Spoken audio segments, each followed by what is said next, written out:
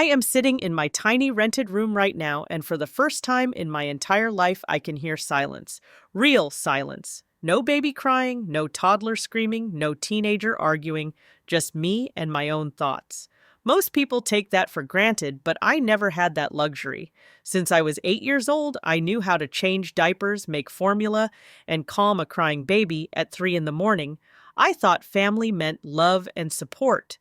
But for me, family meant being a parent before I even hit puberty. The night I finally walked out, my mother Angela called the cops and told them I kidnapped my siblings. What happened next changed everything. Before I continue, let me know where you are watching from by dropping a comment below. If you believe that children should not be free babysitters for their parents, hit that like button and subscribe to support my channel. Now let me take you back to where this whole nightmare began. My name is Marcus, and I am 23 years old. I am the oldest of 6 kids, and if Angela has her way, soon to be 7. My mother is 42 years old, and she has had children with 4 different men throughout her life. Let me break down my family for you so you understand what I was dealing with. There is me, the oldest, then Destiny, who is 17. After her came the twins, Brandon and Brianna, who are 14, then Jalen, who is 9, and finally baby Kayla, who just turned 4 years old. Each of us has a different father except for the twins who share one, and not a single one of those men stuck around. My own father left when I was 3 years old. I have exactly one memory of him, and it is the back of his head as he walked out our front door. Angela always told me he was a deadbeat who could not handle responsibility. Looking back now, I realize the irony of that statement coming from her. We lived in a cramped 3-bedroom apartment in Phoenix, Arizona. 7 people in 3 bedrooms meant no privacy, no personal space, and no peace. Angela had the master bedroom to herself, of course. Destiny and Kayla shared the second room. And I was crammed into the third room with Brandon, Brianna, and Jalen. 4 people in 1 room. I slept on a mattress on the floor until I was 16, when Brandon finally agreed to share his bunk bed with me. Angela always had a new man in her life. They would come in promising the world playhouse for a year or two, leave behind a baby, and then disappear like smoke. Every single time she would cry and tell me that I needed to step up because I was the man of the house now. I heard that phrase so many times it stopped meaning anything. My earliest memory of being forced into the parent role happened when I was 8 years old. Angela handed me a bottle of formula and pointed at baby Destiny, who was screaming in her crib. She told me she had to work the night shift and I needed to feed my sister. I believed her. I thought my mom was working hard to provide for us. But years later, Destiny found old photos on Angela's Facebook from that exact time period. Photos of her at clubs, at bars, at parties with different men. She was not working night shifts. She was out living her life while her 8-year-old son raised her baby. As I got older, my responsibilities multiplied. By 10, I was cooking dinner 3 nights a week. By 12, I was doing laundry for the entire family. By 14, I was picking up the twins from daycare, helping them with homework, and putting them to bed. I remember this one specific day when I was 14. My school offered a free tutoring program for math, and I desperately needed the help. I was struggling in algebra, and this tutoring could have made a real difference in my grades. But Angela told me I could not go because someone needed to pick up Brandon and Brianna from their after-school program. When I asked if she could do it just this once, she looked at me like I had asked her to fly to the moon. She said to me, and I will never forget her exact words, "You are the man of this house, Marcus. I need you to step up. Your grades do not matter as much as taking care of this family." I dropped the tutoring program. My grades suffered.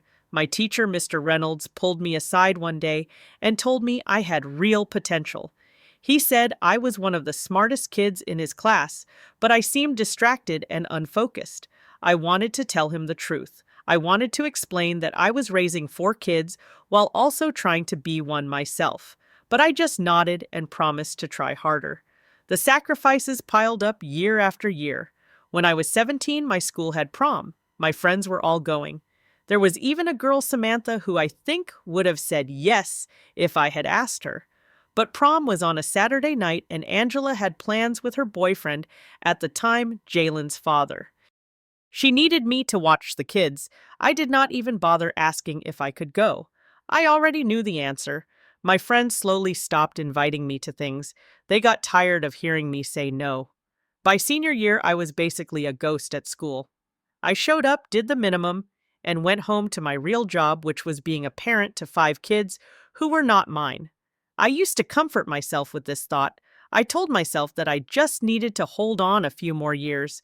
Once the kids were older, once destiny could help, more things would get easier. I could go to college, I could have my own life. I just needed to be patient. I had no idea how wrong I was. The night everything changed started like any other Thursday. I had just finished a 12-hour shift at the warehouse where I worked. My body ached, my feet were swollen. I had not eaten anything since the granola bar I shoved in my mouth during my 15-minute break. All I wanted was to take a shower and collapse into bed. But when I walked through the front door, Angela had gathered everyone in the living room. She was sitting on the couch with this huge smile on her face, holding hands with a man I barely recognized. His name was Derek. He was 35 years old, worked as a mechanic, and had been dating Angela for about 4 months. I had maybe spoken 10 words to him total. Angela stood up, her eyes sparkling with excitement, and announced that she and Derek were having a baby. We were going to have a new sibling. She said it like she was telling us we won the lottery. I felt like someone had punched me directly in the chest. I could not breathe. I looked around the room at my siblings. Kayla was too young to understand. Jalen looked confused. The twins exchanged nervous glances, but Destiny, she looked directly at me with pure panic in her eyes. She knew exactly what this meant. Derek stood up and put his arm around Angela. He told us he knew this was sudden, but he promised he would be there for all of us. He said he was not like the other guys. He was going to be a real father figure to us. I wanted to laugh. I wanted to scream. I had heard this exact speech 4 times before from 4 different men. They all said the same things, they all made the same promises, and they all disappeared when things got hard, leaving behind another mouth to feed and another child for me to raise. That night, after everyone went to bed, I knocked on Angela's door. I needed to talk to her privately. She let me in, and I tried my absolute best to stay calm and rational. I asked her how we were going to afford another baby. I reminded her that I was already working full-time, and we were barely covering groceries as it was. I pointed out that our apartment was already overcrowded, and we did not have space for another person. Angela rolled her eyes at me. She asked me why I was being so negative.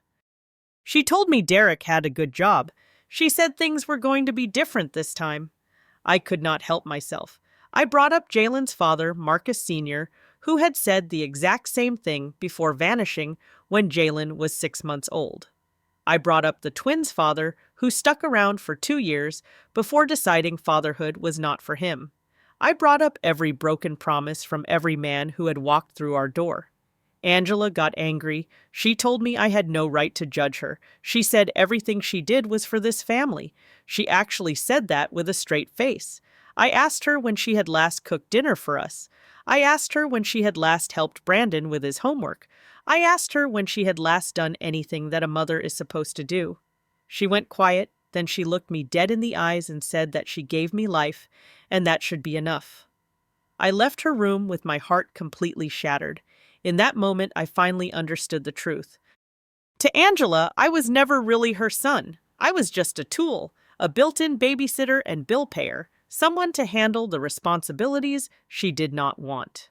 The following weeks were pure chaos.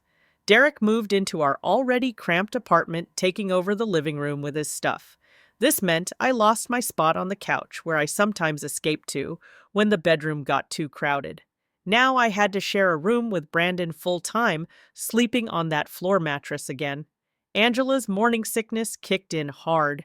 She spent most of her days in bed, which meant every single household task fell on me and Destiny. I was working double shifts at the warehouse trying to make extra money, coming home at 11 at night only to find a sink full of dishes, dirty laundry everywhere, and hungry kids waiting for someone to feed them. One night, Destiny came to me in tears. She told me she wanted to go to college. She had dreams of becoming a nurse. But she asked me how she could possibly leave when the family needed her. I looked at my 17-year-old sister and saw myself at her age. Same trapped expression, same crushed dreams, same guilt holding her prisoner. Meanwhile, Derek's true colors started showing. That good job Angela bragged about, he got fired within the first month for showing up drunk. Instead of looking for new work, he spent his days on our couch drinking beer and betting on football games. He would yell at the TV when his team lost and demand that someone bring him another drink. I discovered that Angela had been giving him money for gas and food. My money, the money I gave her every paycheck to help with bills and groceries. She was funneling it to her unemployed boyfriend, while her kids ate ramen noodles and peanut butter sandwiches. I confronted her about it once. She told me Derek was going through a rough patch, and we needed to support him. Support him with my money. While I worked myself to the bone, the audacity was almost impressive. I had been saving money in secret for almost 2 years. Every paycheck I would take a small amount and hide it in an envelope at the bottom of my dresser drawer. It was not much, but it added up over time. $1,800. That was my escape fund, my future. I had a plan. I was going to use that money to enroll in a certification program at the community college. They offered a course to become a licensed electrician. Good pay, steady work, and a real career. It was my ticket out of the warehouse, out of poverty, and eventually out of that apartment. One afternoon, I came home from work and went to check on my envelope. My heart stopped. It was gone. The money was gone. I tore my room apart looking for it. Maybe I misremembered where I put it. Maybe it fell somewhere. But deep down, I already knew. I found Angela in the kitchen. I asked her as calmly as I could manage if she had seen the money in my dresser. She did not even have the decency to look ashamed. She told me yes, she took it. She said the car broke down and they needed to put a deposit on a rental because Derek needed transportation to look for jobs.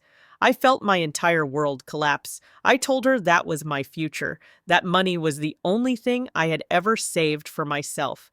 2 years of sacrifice gone in an instant so her deadbeat boyfriend could have a car. Angela had the nerve to call me selfish. She told me we were a family and families share everything. I looked at her and something inside me finally snapped. I told her I had been sharing everything for 15 years. Then I asked her what she had ever shared with me. What had she ever sacrificed for me? What had she ever given me besides more responsibilities and more burdens? She stared at me blankly, then said she put a roof over my head and food in my mouth. She asked what more I could possibly want. In that moment, I understood with perfect clarity that Angela would never see me as her child. To her, I was an investment that was supposed to pay dividends forever. I was not allowed to have dreams or goals or a future of my own. My only purpose was to serve her and her endless parade of children. That night, I made my decision. I was leaving. I talked to Destiny first. I told her my plan and she cried. But she understood. She told me I deserved to live my own life. She told me to go and that she would figure things out somehow. I made her a promise that night. I told her the moment she turned 18, I would help her get out too. I would not abandon her forever, but I could not save her by drowning alongside her. For 3 days, I prepared in secret. I found a tiny room for rent on the other side of Phoenix. It was barely 200 square feet with a shared bathroom down the hall. The rent was cheap enough that I could afford it on my warehouse salary if I picked up extra shifts. It was not much, but it was mine. I packed my belongings quietly. I did not have much. Some clothes, a few books, my documents. I wrote letters to each of my siblings, explaining why I had to leave. I told them it was not because I did not love them. I told them I would always be their brother, but I could not be their father anymore. That was never supposed to be my job. I chose to leave on a Sunday night. Angela and Derek had plans to go out with some friends. The kids would be asleep. I could slip away without a confrontation. Destiny met me at the door. We hugged for a long time without saying anything. Then she whispered for me to call her when I got there safe. I nodded, grabbed my bag, and walked out to my car. It was a beat-up Honda Civic, 15 years old, with rust spots and an engine that made concerning noises. But I had bought it myself with my own money. It was the only thing in my life that truly belonged to me. I drove across Phoenix in the dark. When I arrived at my new place, I just sat in the parking lot for 10 minutes, trying to process what I had done. Then I carried my bag inside, looked around my tiny empty room, and felt something I had not felt in 15 years. Freedom. At 11:30 that night, my phone rang. It was Angela. She was screaming before I even finished saying hello. She demanded to know where I was. She said the kids woke up and were crying because I was gone. Destiny had told her I moved out. She asked how I dared to abandon my family. I told her as calmly as I could that I was not abandoning anyone. I was simply choosing to live my own life for once. I told her I was 23 years old and I had the right to move out of my mother's home. That is what adults do. Angela's voice turned cold and threatening. She told me if I did not come back immediately, she would call the police. She said she would tell them I kidnapped Jalen. I was confused. I reminded her that Jalen was at home with her. He was asleep in his bed. What was she talking about? She hung up without answering. At 1 in the morning, someone knocked on my door. I opened it to find 2 police officers standing in the hallway. One was a man, Officer Thompson, and the other was a woman, Officer Reyes. They told me they had received a report about a possible child abduction, and they needed to ask me some questions. My heart was pounding, but I kept my composure. I invited them inside my tiny room and explained the situation. I told them I was 23 years old. I had just moved out of my mother's apartment that evening. I did not bring any children with me. As they could see, my room contained nothing but a backpack of clothes and some personal items. Officer Reyes looked around the room. There was literally nowhere a child could be hiding. It was obvious the accusation was false. But she asked me to explain more about my family situation, so I did. I told them everything. I told them about being forced to raise my siblings since I was 8 years old. I told them about missing school events and opportunities. I told them about working full-time while also being the primary caregiver for 5 kids. I told them about my mother taking my savings. I told them about her new pregnancy and her unemployed boyfriend. Officer Thompson took notes while Officer Reyes studied my face. Her expression changed as I spoke. The suspicion in her eyes slowly transformed into something that looked like sympathy, maybe even recognition. She told me they needed to visit my mother's residence to verify that all the children were safe and accounted for. She asked if I would be willing to accompany them. I agreed. We drove across Phoenix in the early morning hours. When we arrived at Angela's apartment, what we found was exactly what I expected. Derek was passed out drunk on the couch, an empty bottle of whiskey on the floor beside him. In her crib, Kayla was crying with a dirty diaper that clearly had not been changed in hours. Brandon and Brianna were awake, trying to warm up a bottle for her, even though they looked exhausted. The apartment was a mess. Dishes piled in the sink, trash, overflowing clothes scattered everywhere. Angela emerged from her bedroom when she heard us come in. She had been crying, or at least pretending to cry. When she saw the officers, she immediately pointed at me and started her performance. She called me a monster. She said I abandoned my family. She claimed I took all the money and left them with nothing. She begged the officers to arrest me. Officer Thompson asked her for evidence. He asked her to show them proof that I had stolen money or kidnapped anyone. Angela stuttered and stammered, but could not produce anything. Because there was nothing to produce. She had made it all up. Then Destiny stepped forward. My brave 17-year-old sister stood up in front of 2 police officers and our mother and told the truth. She told them that I had been raising all of them since I was a child myself. She said I never stole anything, and in fact, our mother had stolen my savings just 2 weeks ago. She explained that I worked 12-hour shifts and came home to take care of kids who were not my responsibility. She said I was the only real parent she had ever known.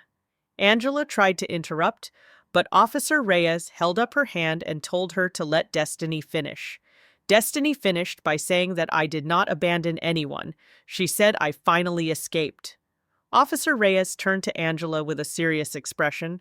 She explained that what Destiny described sounded like a severe case of parentification.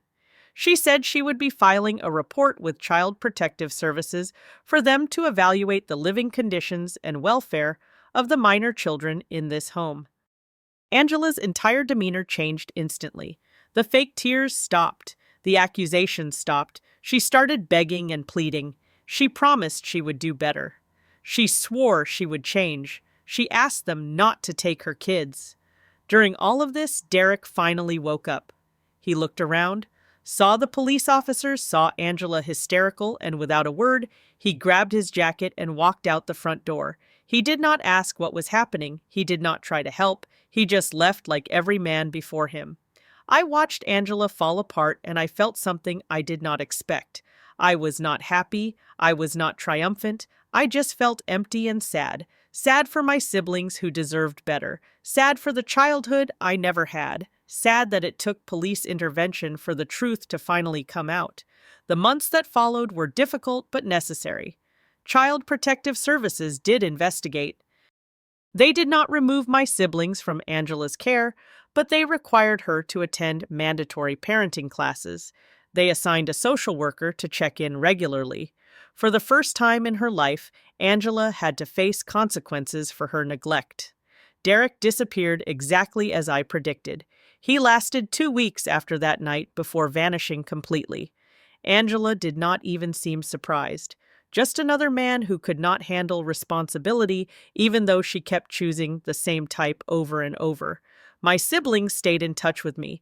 I called Destiny every few days. She told me that Angela was actually cooking dinner sometimes now. She said Angela helped Brianna with a school project. Small things maybe, but more than she had done in years.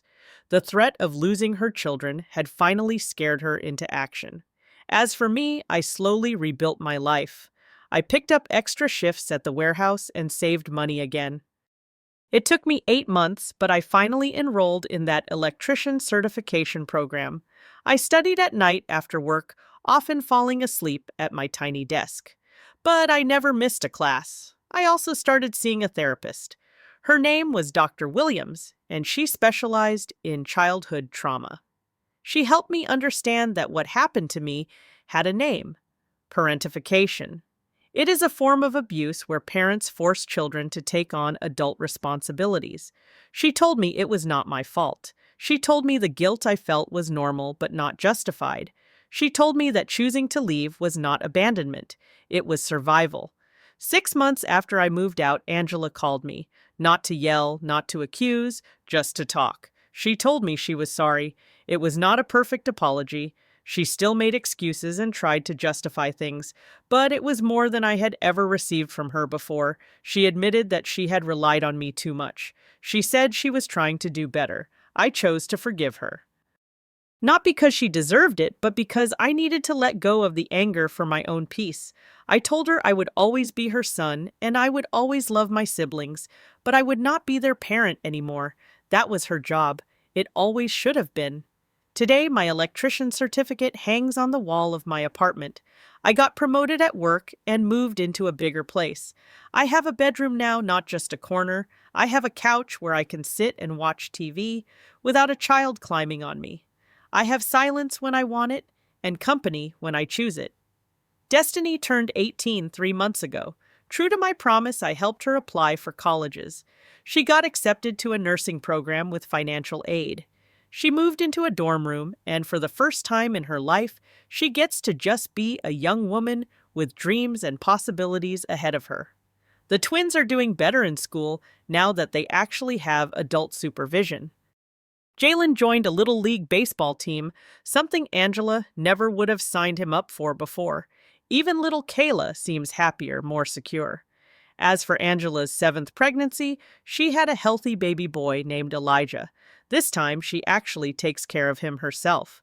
Not perfectly, not all the time, but more than she ever did with any of us. I visit sometimes. I play with my baby brother. But when he cries at night, it is Angela who gets up, not me, never me again. If you are watching this and you see yourself in my story, I need you to hear something. Your worth is not measured by how much you sacrifice for others. Loving your family does not mean destroying yourself for them. Setting boundaries is not selfish. It is necessary. It is survival. Sometimes the bravest thing you can do is not to keep giving until you have nothing left. Sometimes the bravest thing is to finally choose yourself, and that is not abandonment. That is survival. That is how you break the cycle and build a life worth living. I want to ask you something before you go. Have you ever been put in a position where you had to parent your own siblings or even your own parents? How did you handle it? Drop your story in the comments below. You might help someone else who is going through the same thing. Feel less alone. If this story touched you in any way, please hit that like button. It helps more people find these videos. Subscribe if you want to hear more real stories about overcoming difficult family situations. And share this video with someone who might need to hear that it is okay to choose themselves. Thank you so much for watching and for listening to my story. I hope wherever you are, you find the strength to build the life you deserve. Take care of yourself because you are worth it.